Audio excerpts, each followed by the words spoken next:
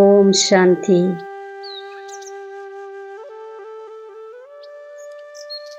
പ്രവൃത്തിയുടെ വിസ്താരത്തിൽ ഇരുന്നു തന്നെ ഫരിസ്താ സ്വരൂപത്തിൻ്റെ സാക്ഷാത്കാരം ചെയ്യിപ്പിക്കുന്ന സാക്ഷാത്കാര മൂർത്തിയായി ഭവിക്കട്ടെ.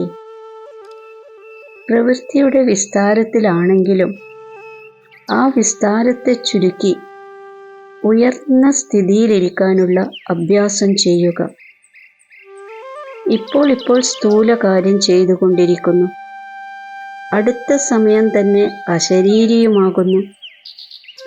ഈ അഭ്യാസം ഫരിസ്താ സ്ഥിതിയുടെ സാക്ഷാത്കാരം ചെയ്യിപ്പിക്കും.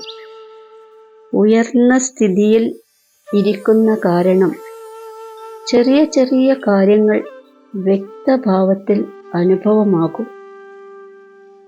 ഉയർന്ന സ്ഥിതിയിൽ പോയി കഴിഞ്ഞാൽ താഴ്ന്ന സ്ഥിതി തനിയെ തന്നെ ഇല്ലാതാകും.